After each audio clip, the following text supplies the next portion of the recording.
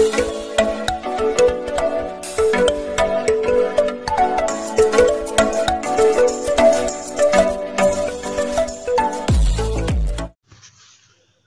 Friends, ఎలా ఉన్నారు friends? ఈ రోజున సంపూర్ణ చంద్రగ్రహణం.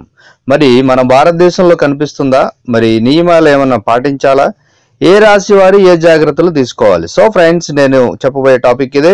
ఈ వీడియోని లైక్ చేయండి, షేర్ చేయండి, తప్పకుండా నా ఛానల్ని సబ్స్క్రైబ్ చేయండి. సబ్స్క్రైబ్ చేసుకున్నవారు బెల్ ఐకాన్ క్లిక్ చేయండి.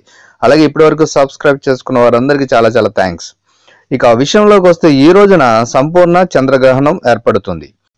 పుష్యమాసంలో శుక్లపక్షం పౌర్ణమి తిథి రోజున జనవరి 21 అంటే సోమవారం ఈ రోజున సంపూర్ణ చంద్రగ్రహణం ఏర్పడనుంది. ఈ రోజున వచ్చే చంద్రగ్రహణం మన భారతదేశంలో కనిపించటం లేదు. ఈ చంద్రగ్రహణం సంపూర్ణ చంద్రగ్రహణం. దీనిని సూపర్ రెడ్ మూన్ అని చెప్పి ప్రపంచం అంతా వీక్షించాలని ఎదురు చూస్తున్నారు.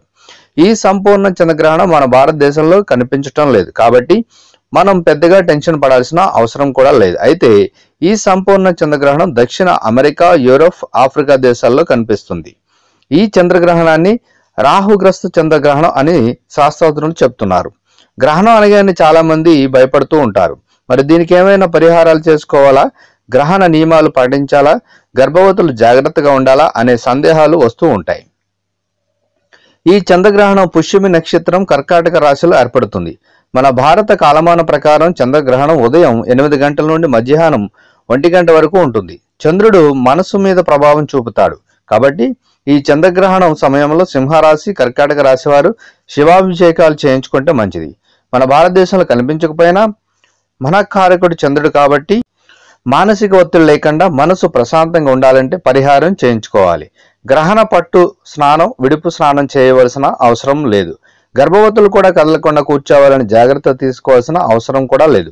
కర్కాటక రాశిలో గ్రహణం ఏర్పడుతుంది కాబట్టి కర్కాటక రాశి వారు ఆ రాశికి ముందు, రాశి వెనక రాశి మిథున రాశి, సింహరాశి వారు కూడా జనవరి 22న శివాభిషేకం చేయించుకుంటే మంచిది. అంటే రేపు.